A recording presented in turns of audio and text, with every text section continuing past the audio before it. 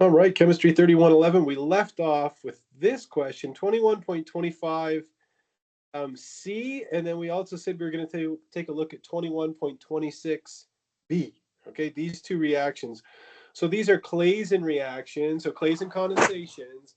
And what the mantra I was trying to give you last Friday was if it's a Claisen reaction, it's a beta keto ester that you're going to end up with. So if you see a beta keto ester in a synthesis and you want to make it, right, you would make it from a Claisen reaction. So if we're starting it with this ester and we're treating it with ethoxide as our anion, right, we're going to form the anion. So I'll just draw the anion, excuse me, here like this.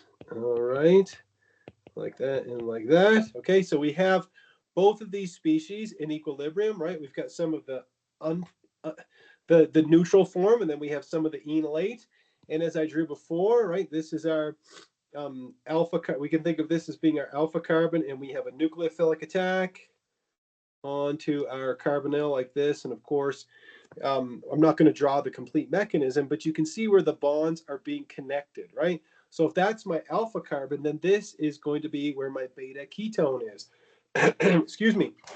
So to draw the final product, and again, we're not asked to draw the whole mechanism, what we're going to do is we're going to start it with the skeleton that they gave us. Okay, so we're going to draw the ester here. Okay, now keep in mind, this is our alpha carbon, so beta is where our carbonyl is going to be. And then all we have to do is draw all the rest of this like that. So I'm just going to twist it up in this direction just so I don't run out of space, but we end up with something that looks like that. So there you go. So there's our beta keto ester, right? And again, just to repeat myself like an old person, this is your ester, alpha carbon, beta carbon, and on the beta carbon you have a ketone. So a beta keto ester. All right, so that's the product of that Claisen condensation. The next one, they give you the products of a crossed Claisen. So both of these require two different esters, but you're just asked to tell, what are the reaction conditions. And we did the first one last week, and we said, okay, well, the starting materials are going to be this ester, right, which I have drawn here. You're going to treat that with LDA, and then the other ester is going to come from this portion here, okay? And that's what I put over here.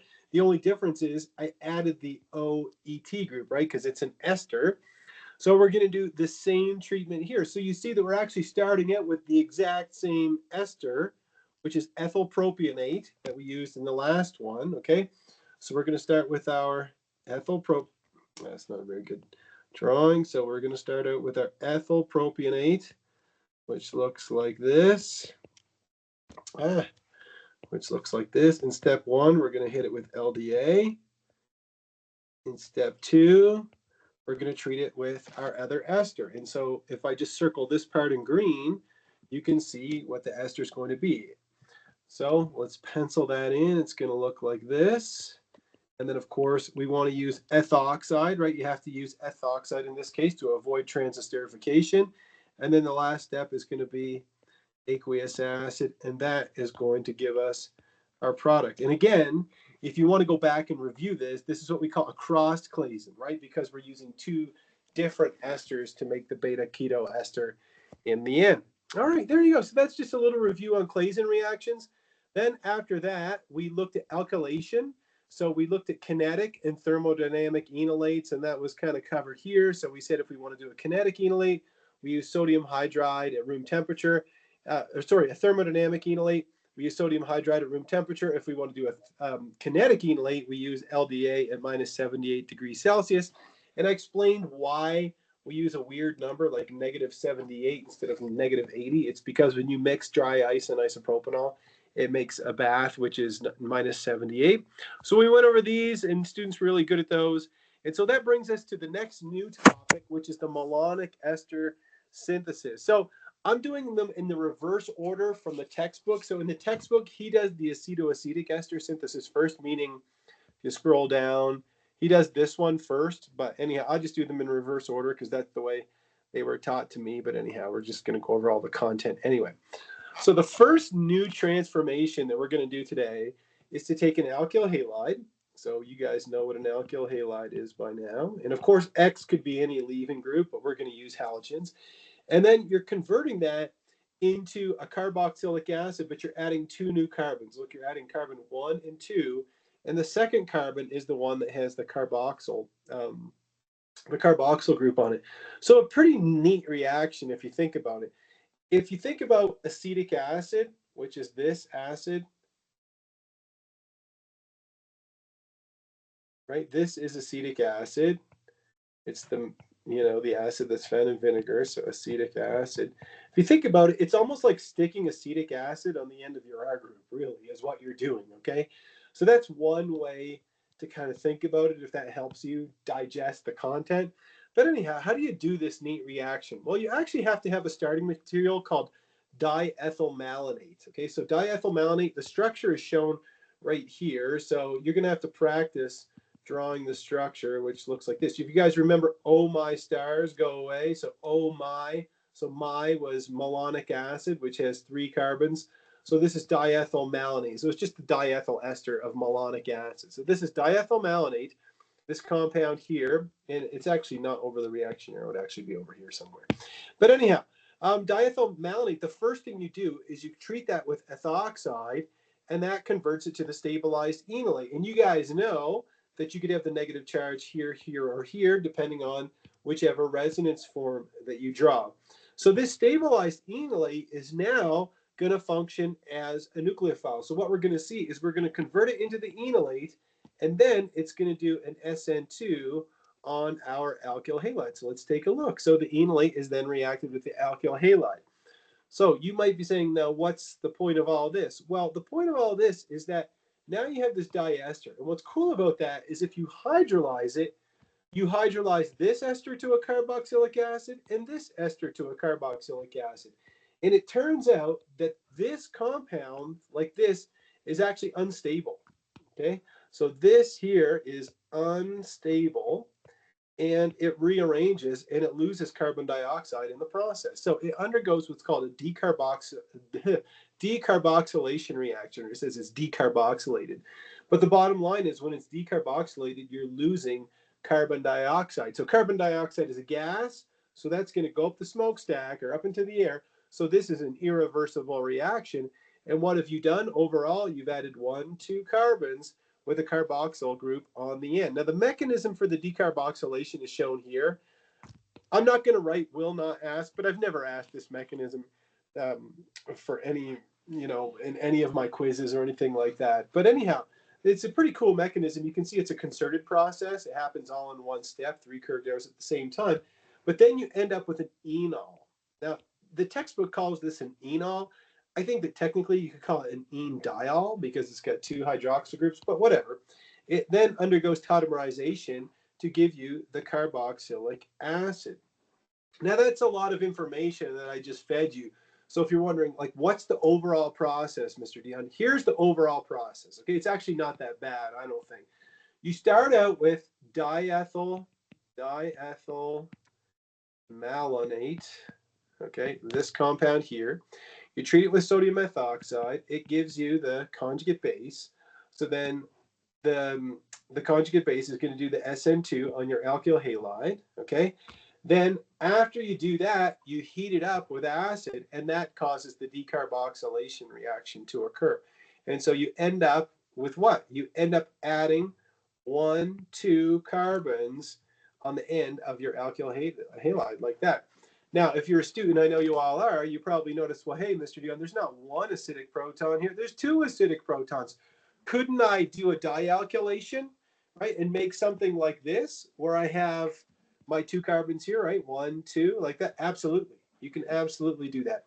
And as far as the deprotonation and the alkylation is concerned, you can do whichever one you want first. So I'm going to put here order not important. And when I say order not important, I mean which RX you put in first. Okay, you can put in an ethyl group first and then a methyl group second, or methyl group first, ethyl group, whatever, doesn't matter. Just pick whichever one you want. Okay, so let's say you're asked a question like this one on a quiz, and it says, okay, what would your starting material be, or how would you do a malonic ester synthesis, okay, for this to make these compounds. So here's how I would do it. I would first of all say I need diethylmalonate to do a malonic ester synthesis. So I would recall what the structure of diethylmalonate is. Okay, so you have to have that kind of memorized.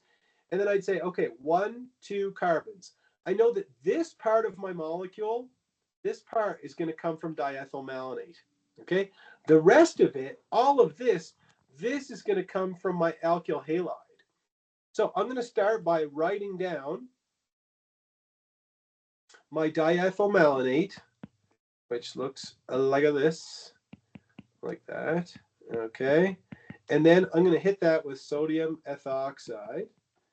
Then I'm going to hit that with my alkyl halide. So what's my alkyl halide going to look like? It's got the 5-membered ring, then a methylene, right? CH2, make that prettier. CH2, and then you can put whatever halogen you want. You can put iodine, bromine, chlorine, I don't care. Okay, so we'll just use the chloride for a change. And then in the last step, you're going to treat that with hydronium. Now, we can draw, let's draw the intermediate after this step just for practice, okay? So what your intermediate is going to look like is this.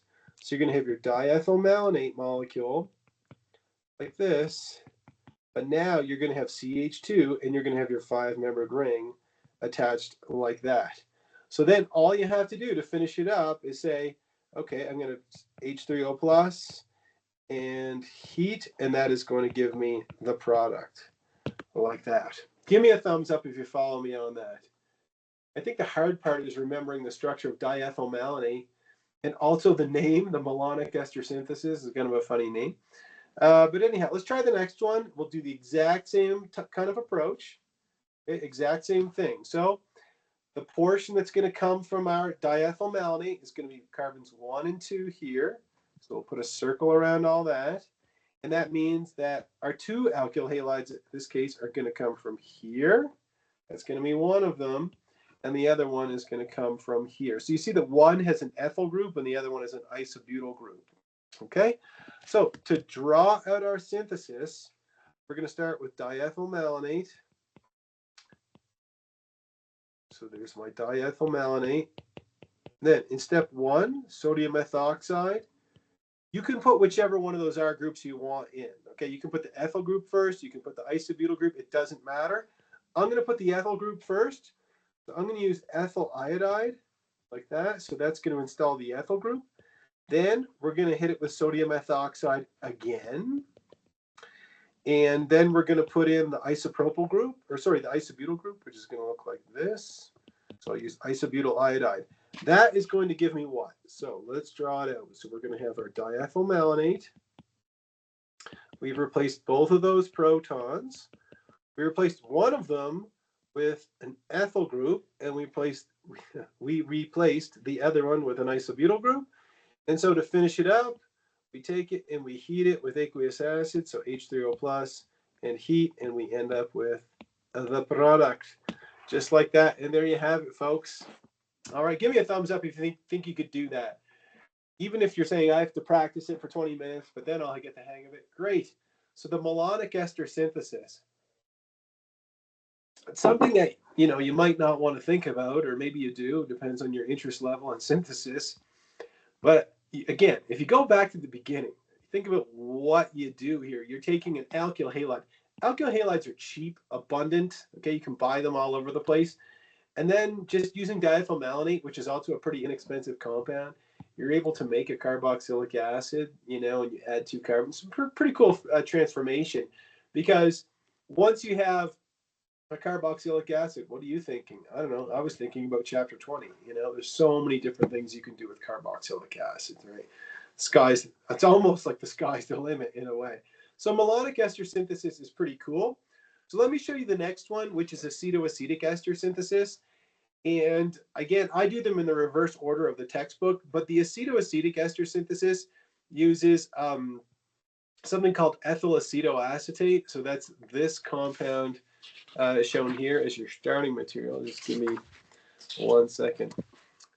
And as far as the name goes, okay, so let me write this down here. So let me use my pen. So it's ethyl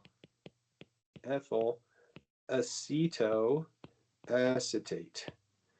Okay, So if you think about it, an ethyl group is this, okay? So that's an ethyl group. An aceto group is this, okay? And then if you think about what acetate is this ion here, okay? It's like this, okay? So you see how all those pieces go together. You have the ethyl, then you have the aceto, and then you have, then you have like the acetate and then the aceto group, but it's called ethyl acetoacetate. But hopefully that helps you. Maybe it doesn't. If you're just thinking, hey, isn't it like diethylmalonate? So if you were to draw diethylmalonate like this, okay, which you probably just practiced drawing, and then if you just remove the OET like that, there you go. That's what the compound is, okay? So maybe that'll help you in drawing it. So now what you're going to do with the ethyl acetoacetate is you're going to take your alkyl halide and you're going to add 2 carbons. One, two, sorry, not 2 carbons. You're going to add one. Yeah, you're going to add 2 carbons. 1, 2. Sorry, I'm just trying to count here. But you end up making a methyl ketone on the end like that. All right. So it's actually, sorry, I'm still doing it wrong. It's 3 carbons. Let me see how you would draw this. 1, 2, 3. I guess like that. Okay. So you end up adding a total of 1, 2, 3 carbons, and you make a methyl ketone. So these carbons come from the ethyl acetoacetate, okay? And the rest of it comes from your alkyl halide. And it's the exact same reagents as the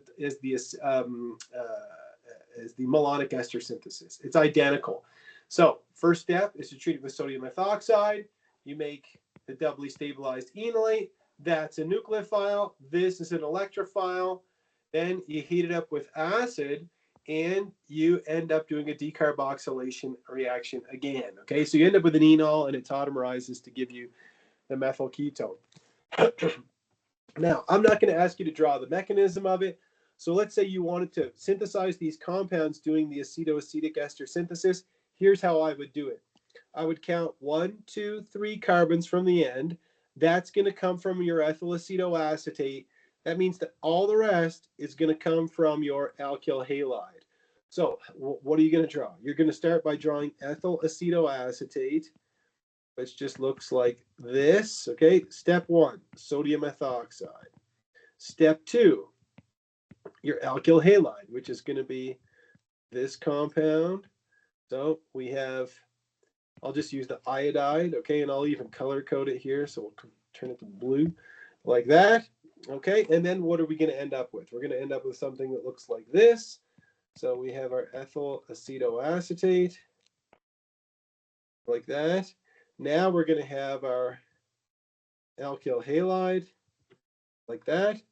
And then to finish it off, we're going to do H3O plus and heat, and that is going to give us the final product. All right. So for the next one, again, the exact same vein. We count 1, 2, 3. So we're going to need 2 alkyl halides. We're going to need this one. And then we're also going to need this one. So one's ethyl iodide. The other one we'll use benzyl bromide or something like that. So again, same strategy. We use our ethyl acetoacetate, which looks like this. Sodium ethoxide. I'll do both. So then in step 2, we're going to use this compound. This is called benzyl bromide. Okay, you could use the chloride if you want. I don't care. It doesn't matter. Then in the next step, we're going to hit it with sodium ethoxide again. Then we're going to use ethyl iodide. And if you used ethyl bromide or ethyl chloride, that's totally fine. Like that. That's going to give us this compound. So we have our ethyl acetoacetate. And we have our ethyl group, which is in red. So I'll put that over here. Like that. And then we have our benzyl group, so CH2, and then our aromatic ring. I'll just put pH for the aromatic ring.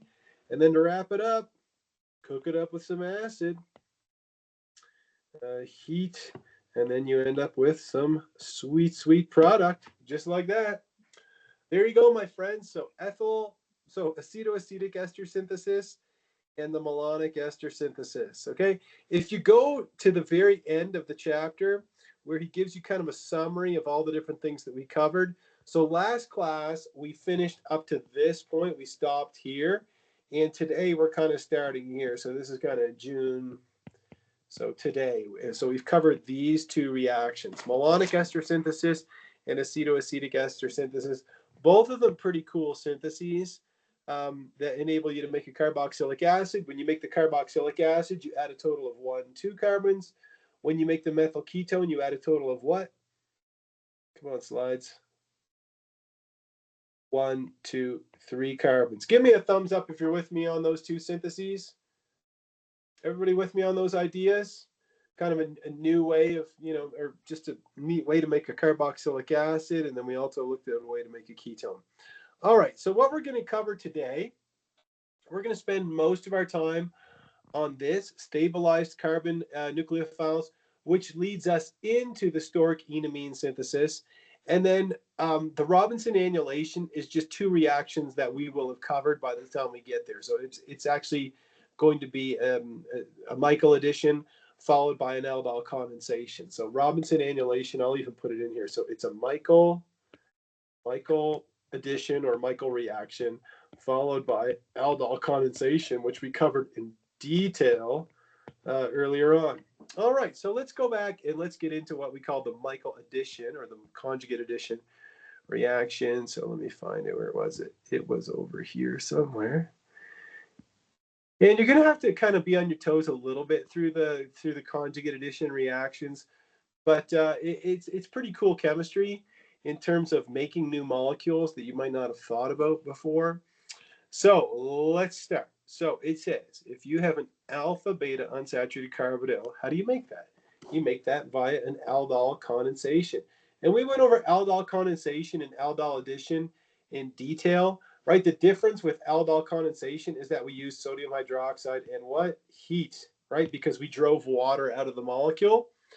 So if you take a look, so what we're going to do right now is we're just going to take some time and focus on this kind of compound, this alpha beta unsaturated aldehyde in this case, or it could be an alpha beta unsaturated ketone. But if you have this alpha beta unsaturated carbonyl, and remember, when we talk about a carbonyl, it means aldehyde or ketone. There's nobody who's listening to the sound of my voice who couldn't draw all 3 of these resonance contributors in their sleep. Okay, I know all of you are very capable of it. But if you look at these 3 resonance contributors, what do you notice? Okay, what they want you to notice is this, is that in the first one, you see how the carbonyl carbon, I feel like I can't see. Anyway, you see how the first one, the carbonyl carbon is electrophilic. But if you look at this resonance structure here, what do you see? You see a positive charge on the beta carbon. So look very carefully. This is alpha, this is beta carbon. So not only is the carbonyl carbon electrophilic, but you guys know that. We've looked at so many Grignard reactions. But now the beta carbon is also electrophilic. So let's write in here, electrophilic. All right, so what's the big deal? Well, check it out, okay? Is now either carbon can be attacked. You see both of these carbons, they have the delta pluses. That's the beta carbon, and this is the carbonyl carbon. Depending on the type of nucleophile, you can attack either one. So you can literally go to the cupboard and kind of choose your nucleophile. And to give you an example, if you chose like a Grignard, and you guys know Grignard's inside out, right? A Grignard would attack the carbonyl carbon, but for the beta carbon, let's say you pick the cuprate. You guys remember the cuprate, the lithium dialkyl cuprate? A cuprate will attack the beta carbon. So now you can do a nucleophilic attack at either position. This is kind of interesting, okay? And so if we add at the carbonyl carbon, right, using something like a Grignard, okay, that's nothing new to us. This is something we've seen many, many times this semester, okay? That's called 1-2 addition. Now, why do you think it's called 1-2 addition? I bet you know, right? If I look at atoms 1 and 2, the carbon and the oxygen of the carbonyl, well, on atom 1, I add the R group, and on atom 2, I add the hydrogen. So we call it 1-2 addition. However, if you do, if you add at the beta carbon, okay, and again, this is the beta carbon here, we call that 1-4 addition. Now, if you're looking at this product here and you're saying, no, it's not, because you added a proton here, so why isn't that called 1-2 addition? Well, it's a good point, okay? And again, this is a Gilman reagent or a cuprate. Okay, well, it turns out that when you do the addition, the hydrogen actually ends up on the oxygen to make an enol, but then that enol tautomerizes to give you the aldehyde. So that's why it's called conjugate addition. You don't believe me? Take a look, okay? So here's the mechanism of conjugate addition. I don't think I've ever asked students to draw this in gory detail or anything, but I do believe, I'm a firm believer that this is a very important mechanism for somebody at this. I mean, you guys have studied a lot of organic chemistry at this point. So how does conjugate addition work? What you're going to do is you're going to get a nucleophilic attack on the beta carbon, right? And we're going to call that atom number 1. And then after you form the enolate, right, if you count 1, 2, 3, 4, then the hydrogen gets added to atom 4. And that's why we call it 1,4 addition. Okay, 1,4 addition. Or you can call it conjugate, I'll just put CONJ period, conjugate addition. Either one is totally fine. So, like I said, the enol undergoes tautomerization to give you an aldehyde. So it looks like it's a 1, 2, but you guys know that it's actually a 1, 2, 3, 4. Give me a thumbs up if you're with me on that. It's actually a 1, 4. I know it looks like a 1, 2, but you guys know what tautomerization is by now. I don't have to teach that to you. So there you go. So all I've really shown you so far is the only thing that can do, or the only thing I've showed you so far that could do a conjugate addition is a cuprate. Okay. Well, there are other nucleophiles that we can use to do a conjugate addition. So check it out. This is kind of Dr. Klein's summary of it. So follow along with me. He says, starting at the top, stronger nucleophiles, that would be like a green yard, tend towards 1,2 addition, whereas less reactive nucleophiles tend towards conjugate addition. So if you use an enolate, how many times have we talked about enolates in this chapter? I don't know, maybe 100 times or more. Enolates actually give you a mixture of 1, 2, and 1, 4 products. I would just look, your own instructor will write this down for you. Not very useful, okay? I'll just put here, not useful. I don't want to do a reaction where I get a mixture. That doesn't sound exciting to me whatsoever. But you guys remember a stabilized enolate? Like if you have a 1,3 dicarbonyl, right? 1,3 dicarbonyl. Well, the 1,3 dicarbonyl gives you a stabilized enolate, and then it does the 1,4 addition. So it actually does the nucleophilic attack here like this. So you actually get 1,4 addition, which we can also call conjugate addition. Okay, they both mean the exact same thing. And so what do? You can see this aldehyde, if you count the carbons starting at the beta carbon, 1, 2, 3, like this, you end up adding 1, 2, 3, and then of course the fourth carbon is that, this one over here, okay? But anyhow, so there you go. So that's conjugate addition. But again, what are they telling you? Well, so far we've seen a cuprate and we've seen a stabilized enolate. So here's the overall process. You take your stabilized enolate, you treat it with potassium hydroxide, you end up with the anion. But the anion actually attacks the beta carbon. You protonate to form an enol, and then the enol tautomerizes to give you an aldehyde. 1,4 addition or conjugate addition, we also call that sometimes we call it Michael addition or the Michael reaction. All of these names I would say, are used by organic chemists. You'll hear somebody talk about a Michael reaction or the Michael addition or conjugate addition or 1,4 addition. They all mean the same thing. You can imagine if we have a lot of different names for the same reaction. The reason why is just to annoy students would be number one. I'm kidding. But I'd say that the reason why has been there's so much mountain of work been done on the Michael reaction. It's been investigated, just in a big way. So the nucleophile, we have a name for that. We call it the Michael donor, right? Because it's donating a pair of electrons. And then the alpha beta unsaturated ketone or aldehyde, we call that the Michael acceptor. So this would be this one here. I'll color code it. So this would be the Michael donor. That would be the nucleophile. And then this aldehyde here, this guy here, this would be the Michael acceptor. Okay, so Michael donor and Michael acceptor. All right, so what did I tell you so far? I showed you 1,3 dicarbonyls and cuprates. Okay, I said those make good Michael donors. Besides those, what else makes a good Michael donor? Basically any 1,3 dicarbonyl. So you see, this is a 1,3 dicarbonyl, this is a 1,3, and you're like, isn't that just ethyl acetoacetate? Yep. Isn't this just diethylmalonate? Yep. Okay, so those are good Michael donors. And then you see this one here. Well, you could draw a resonance structure here with this nitrile because the nitrile has 2 pi bonds. Also, if you have a nitro group, right, you know that a nitro group actually looks like this, or you have a positive and a negative here. So you could draw a resonance structure like this. I won't waste too much time on that, but those are all good Michael donors. Now, what makes a good Michael acceptor? If you look over here, pretty much any alpha beta unsaturated carbonyl, whether it's an aldehyde. Look, I mean, they got the whole gamut here.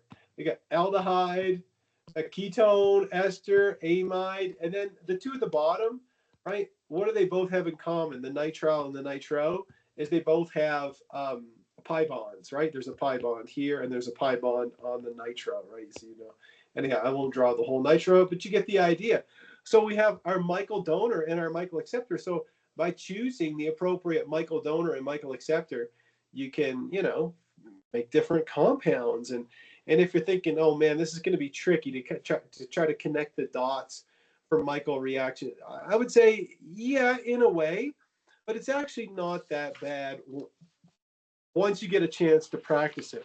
So what we're going to do for this conjugate addition is we're going to draw the whole mechanism, and then we'll take a look at a final product and see how we could make it using a conjugate addition or a Michael reaction, okay? So for the first step, do I really need to draw the mechanism for the first step? Probably not, because the first step is just going to be deprotonation, right? I have hydroxide, right, from my potassium hydroxide, which looks like this. I end up abstracting a proton, and I end up with the doubly stabilized enolate. Again, I probably didn't need to draw this for you, but whatever. It's a beautiful day outside.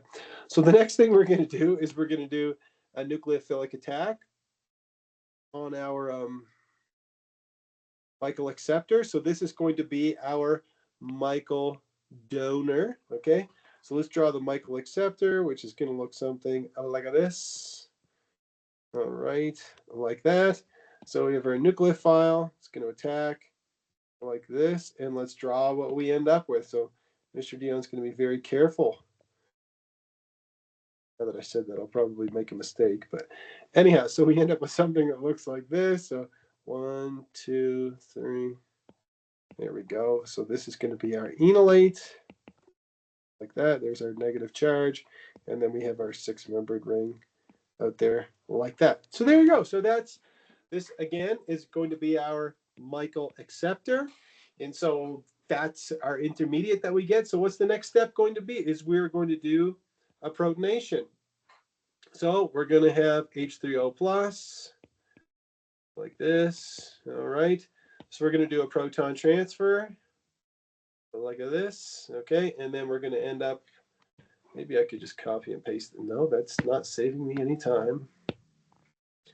Let's see if I copy and paste this, if I can save any time at all. All right, so we're going to delete this and this and this and this and this. Okay, so then we protonate like that to give us the enol. And then after the tautomerization, so I'm not going to draw the mechanism of tautomerization. I'll just put here tautomerization, okay, because I'm kind of running out of space. So what's our final product going to look like? Okay, so let's draw our 1,3-dicarbonyl like this. Then we're going to have something that looks like this, and then our carbonyl is going to be here like this, and then we have our cyclohexyl group like that. So let me just count very carefully. So we have 1, 2, 3, 4, 5. 1, 2, 3, 4, 5. Yeah, looks good. Like that. All right. There we go. So that's the mechanism of a conjugate addition. Yeah, pretty handy. And I just wanted to point out that the way I counted this was 1, 2, 3, 4, 5, like that. So if you noticed, when you go over here, right, you end up with 1, 2, 3, 4, 5, the 2 carbonyls being separated by 5 atoms total. Okay, so now let's say you had this compound here, and it says using diethylmalonate as your starting material and any other reagents of your choice, show how you would prepare each of the following compounds. So diethylmalonate, if you've forgotten, is this compound, so diethyl malonate, and we know that we can make a Michael donor, right, by treating it with sodium methoxide, right? We'd end up with a Michael donor. But anyhow, how do you know that you need to use a Michael reaction for this to make this compound? I'll show you how you know. 1, 2, 3, 4, 5. When your carbonyls are 5 atoms apart, then that's probably how you're going to do the reaction. So what we're going to do is we're going to make the doubly stabilized enolate from the diethyl malonate, and then we need to figure out what our electrophile is going to be. All right, we need to figure out what our electrophile is going to be. So if this portion here, let me just circle it like this. If this portion comes from the diethyl malonate, all right, then that would mean that this portion would come from our alkyl halide, okay? Now hold on. Notice that I said alkyl halide. That actually would be a mistake. Now why would that be a mistake? You cannot use malonic ester synthesis in this case. Now, why would that not work? Let me show you, and I'm probably going to run out of space. But let's say you took this compound, okay, diethyl malonate, and then you said, okay, I'm going to treat it with sodium methoxide, and then I make the doubly stabilized enolate, and then I need to add the part that's in the red circle. Well, the part that's in the red circle would be this. So you'd have the CHEM dimethyl, then you have this, and then you have something that looks like that. And you say, that's going to be my electrophile. Is that going to work as an electrophile, what I have written there? Will that be a good electrophile? Meaning this compound. Is this a suitable electrophile for an SN2? No, absolutely not. So we'll put here, will not work in SN2, right? SN2. Okay, it's not going to work. It's going to be a complete failure. And so you cannot use the malonic ester synthesis. So what does that mean? It means you're going to have to do conjugate addition. Let me show you what I mean. If we start out with diethyl malonate, and then we treat it with sodium methoxide, so sodium methoxide, like this, okay, in that case, we're going to end up with the doubly stabilized enolate. This will be our Michael donor. Now, what if we use a Michael acceptor instead? Well, in that case, it would be something much more reasonable. It's going to look like this. That would be our Michael acceptor. So now we can get our nucleophilic attack like this, and then after, and it doesn't ask us to draw the whole mechanism, but once the whole thing is done, we're going to end up with, so after a few more curved arrows, we're going to end up with this. So we're going to do our conjugate addition, and we end up with something that looks like this. So we have our two methyl groups, and then we're going to have this guy looking like that. So now all we have to do is hit this with aqueous acid and heat it up. And so what are we going to end up with? We're going to end up with, I'll circle it, we're going to end up with all of this part here that's in green, right? The rest is going to be lost from the ester hydrolysis and the decarboxylation reaction. And so we're going to end up with our desired product. We're going to have something that looks like this with our CHEM dimethyl. And then we have 1, 2 carbons and our carboxyl group on the end like that. So again, malonic ester synthesis will not work. And we'll put here, I'll write it in blue, must use Michael reaction. Michael or Michael addition or conjugate addition, I'll just call it Michael reaction. Does that make sense to everybody why you have to use the Michael reaction in this specific case? Okay. All right. It's not simple, okay? It's not an easy chapter, but that's the idea, is that you can't use malonic ester synthesis. You have to choose Michael addition in this specific case. Okay. So now we're getting very close to the end of section or chapter 21. We literally have what, 2 reactions left. We have to cover the Stork enamine synthesis and Robinson annulation.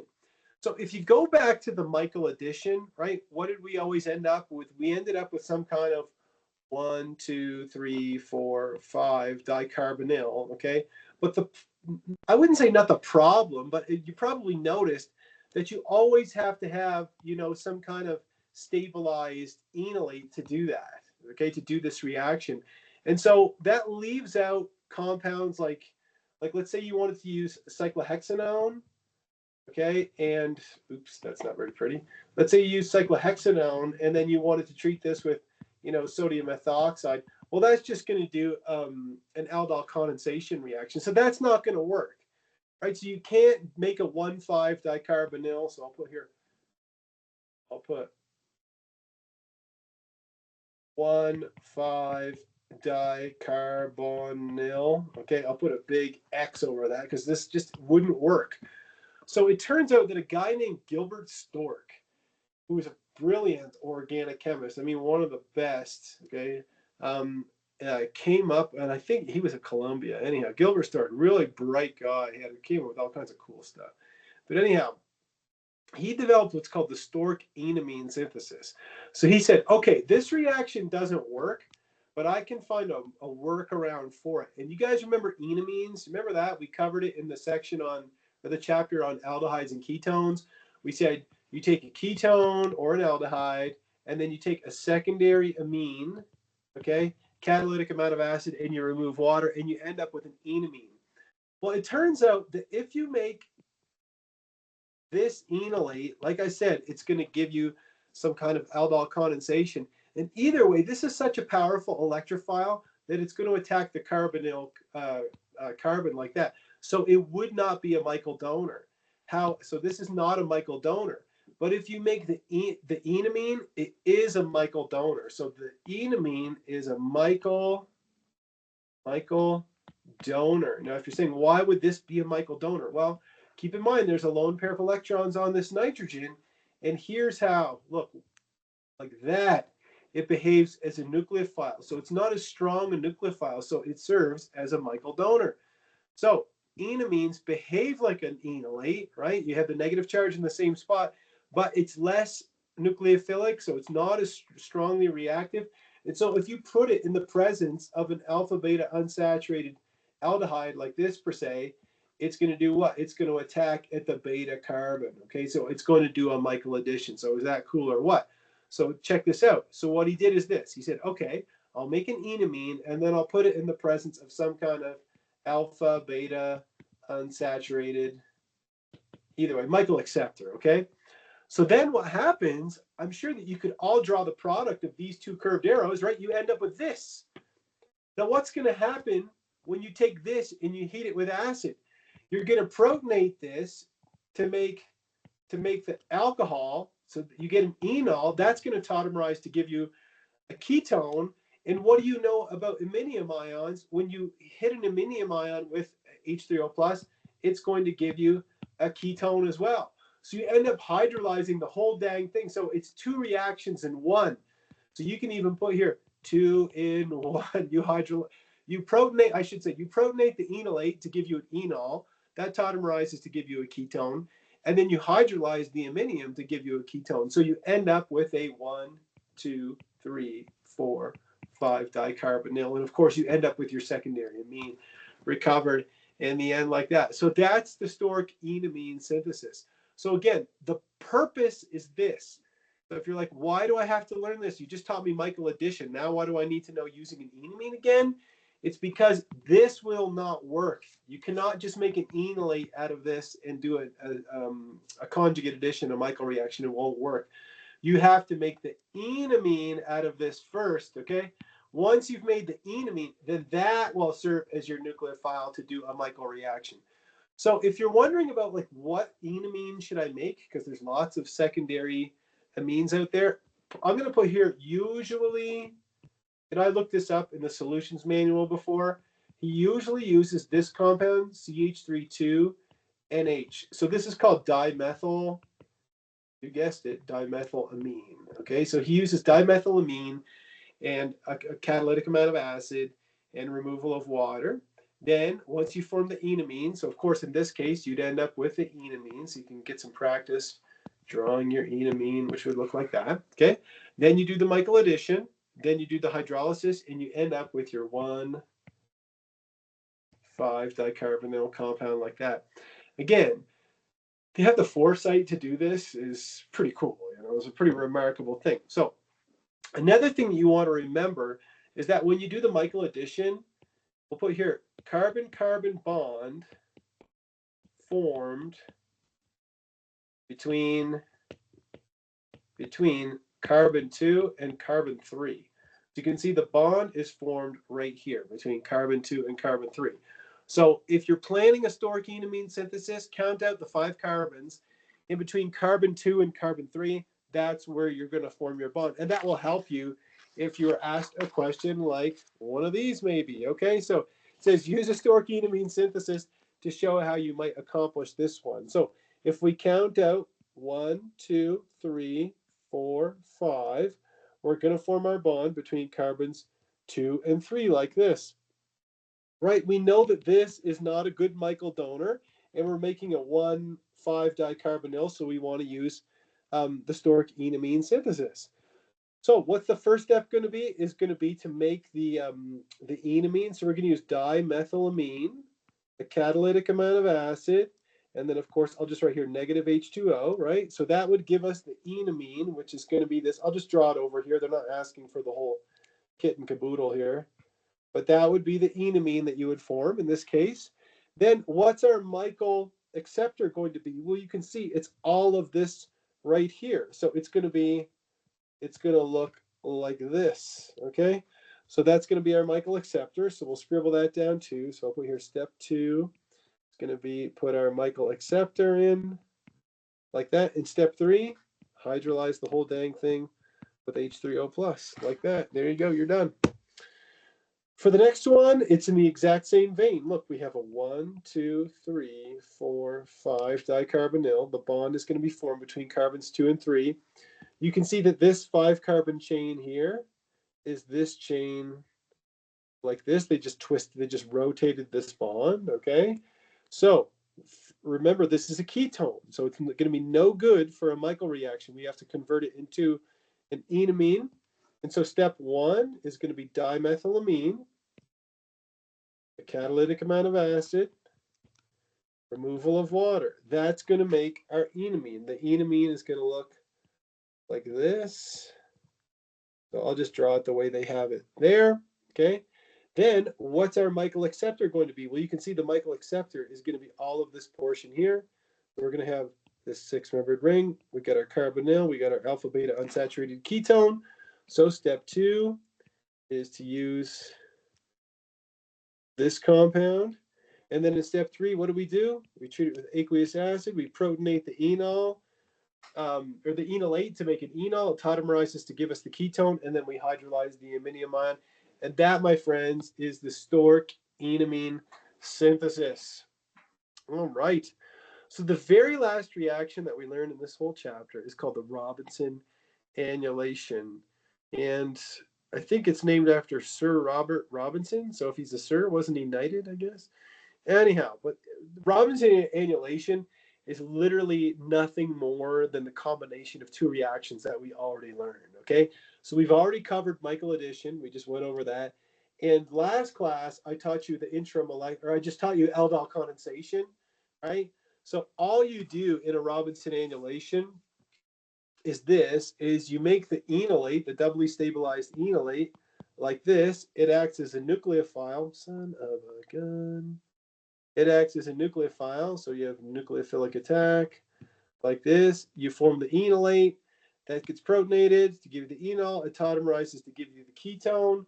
Then you make this enolate, and then this enolate is going to attack over here like this, and then you do the E1CB reaction, and you end up with your alpha beta unsaturated ketone like that. So that's the Robinson annulation reaction like this. However, a couple things that I would add is that this is just an intermediate formed along the way, because this entire reaction can all be done in one flask. All you need is sodium hydroxide and heat, and it will do the whole dang thing. NaOH and heat heat, and that will take you all the way from here to here, okay? So you don't need a bunch of different reagents, okay? It's just sodium hydroxide and heat.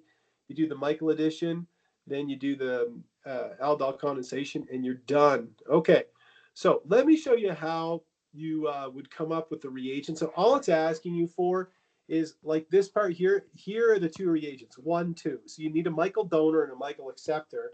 And it's saying if you wanted to make this compound via a Robinson annulation, what is the Michael donor and what's the Michael acceptor? So I'll show you the way that I do it. Okay, this is how I figure it out. So I do something like this. So if this is the double bond, right? This is the double bond that's formed. Come on, pen. This is the double bond formed from the condensation reaction. So my first retrosynthesis is going to look like this. Okay, so I'm going to leave everything intact. Okay, and I'm going to count here. So 1, 2, 3, 4. So 1, 2, 3, 4, like that. I have this carbonyl here, okay? And then I'm going to have a carbonyl here like this. Okay, so all I've done here is I've just broken this bond. I put this as a methyl group, right? This methyl group right here. And then on the other carbon, I put an oxygen to make an aldehyde. So if you look at this, if we try to draw a little bit prettier, and I'm just redrawing the same compound, what it's going to look like is this. So you're going to end up with this compound. There we go. And then, oops, then we're going to have our methyl group over here. Then we have 1, 2, so 1, 2, 3, 4. So 1, 2, 3, 4. So there you go. So that's the first disconnection, okay? It's just for the double bond. So then the next part is going to be, if I count it here, 1, 2, 3, 4, 5, right? The disconnection is going to be between carbons 2 and 3, right? Because the last step was the aldol condensation. And then this step is going to be the Michael addition. So now we're going to do the retrosynthesis for the Michael addition or Michael reaction, doesn't matter, okay? So now what it's going to be is this. I'm going to have this 1,3 dialdehyde, okay, with a methyl group on here. And then that, I'm going to make my Michael donor from that. And then my Michael acceptor is just going to be this compound. So if I draw this here, like that. So those would be the starting materials that you would need to start out to do your Robinson annulation. Now, there's only so much yammering on I can do about how you do this. You have to try it yourself. So try, I'll put here, try this, okay? But hopefully the way that I showed you is going to be useful, okay? It's going to help you out in determining what the starting materials would be for a Robinson annulation. We're going to take a break in a second, but before we do, I just want to point out again that we've covered all of the reactions in this chapter. What's the trickiest thing about this chapter? It's about kind of determining where are the carbon-carbon bonds formed in here. And that's what I tried to relate to you when we looked at aldol reactions, whether it was an aldol addition or a condensation. Then we covered Claisen reactions. So those, remember, Claisen reaction, think of beta, keto, ester. And then when we looked at Michael reactions in the storic-enamine synthesis, we're talking about 1,5 dicarbonyls. And so you can kind of look at the positions of the functional groups to help you figure out how did they make this compound, right? If you see a 1,5 dicarbonyl, okay, that's a dead giveaway that it's going to be a Michael reaction or a storic-enamine synthesis to do that. If you see a 1,3, then if it's aldol addition, like this one here, right, that's a 1,3. If it's a beta keto ester, I think I've hammered that into your brain enough that you know that that's going to be a Claisen reaction. So you don't have to think about that one a lot. And so when it comes to alkylation, we learned a couple of different things. We learned that we can attack at the alpha position using an enolate. And we learned thermodynamic and kinetic, so we learned thermodynamic and kinetic way to do that. Then we talked about Michael donors and Michael acceptors in gory detail. So it says here you can also combine an alkylation with a Michael reaction. So let me just show you this. This is actually kind of cool that he even mentions this in the textbook. But all he's saying here is this. So All he's saying is give peace a chance. No, that's not what he's saying. Anyhow, so what he's doing is this: is let's say you have a cuprate. You know that a cuprate does conjugate addition, so it's going to add like this. Okay, so you're going to end up with this intermediate. Now I don't have a lot of room to draw, but you have your ethyl group here. Okay, then you're going to have your enolate like this. So then what happens when you come up with the methyl iodide? So you put methyl iodide. So now you're going to do this and you're going to alkylate. So you actually are combining alkylation with a Michael reaction kind of at the same time. And that way you can put something at the alpha. Come on, pen. Oh, shoot. Okay, you can put something at the alpha carbon and the beta carbon. So just be aware of this. This is a combination of two reactions that we've already covered in this chapter. So there you go. It's kind of a cool reaction. And so, what did we cover? Let's take a quick peek. So we covered alpha halogenation. Then we covered the Helmholtz-Zielinski reaction, the haloform reaction, one of the neatest reactions in all of organic chemistry, taking a methyl ketone and converting it into a carboxylic acid. All right, what's going on? Okay, anyhow. Then we covered aldol addition and aldol condensation. We said the difference was heat. We covered crossed aldol reactions. We covered the intermolecular aldol reaction. We covered the Claisen and the crossed Claisen and the cyclic Claisen, which is what we call the Dieckmann reaction. Then we covered kinetic and thermodynamic enolates and how to make those and how to alkylate. Today we covered malonic ester synthesis, acetoacetic ester synthesis, and what those are used for. We went over Michael reactions, which is this here stabilized carbon nucleophiles, which is just a fancy way of saying Michael additions or conjugate addition. Then we did the Stork reaction or Stork enamine synthesis. And again, you always want to be on the lookout for the old 1, 2, 3, 4, 5 dicarbonyl for that. And then the Robinson annulation, which is a combination of a Michael reaction followed by an aldol condensation. And that's the whole thing. So what we're going to do is there's 4 problems here. I think we deserve a break since I've been lecturing for about an hour. I think we deserve a break before we try these. But it says here, using cyclopentanone, which would be this compound here, in any starting material, propose an efficient synthesis for each of the following compounds. So I'm just going to try to guide you on the first one. Look, if you have a 1, 2, 3, 4, 5 dicarbonyl, and you're starting it with a ketone, that suggests that you have to use the Stork enamine synthesis, right? Because this is not going to give you a stabilized enolate. And so you need to make this bond right here, okay? You need to make that connection. And for the other one, this is something that's actually a little bit different, right? Because here we have a 1, 2, 3, and this is obviously not an aldol condensation reaction because we don't have a double bond here. This has something to do with an aldol addition reaction, but I want you to think about the enolate and how you could use the enolate as an electrophile to add this methyl group on here. Remember, one of the most powerful electrophiles you'll ever see is methyl iodide, okay? So that is very susceptible to nucleophilic attack. All right, I can't help myself. What are these ones about? Propose an efficient synthesis. So this one here, 21.45, is just getting you to practice this reaction. Come on, iPad. It's getting you to practice this. So it's 21.45. And then the very last one that I put on there was, this is kind of an interesting one. It's doing the same thing. So this is using that same concept, right? Because we want to put something at the alpha carbon and something at the beta carbon. Same thing here, alpha and beta. So it's a dialkylation followed by a reduction in that case. So during the break, I want you to give these the old college try, and then we'll come back and we'll tackle them together.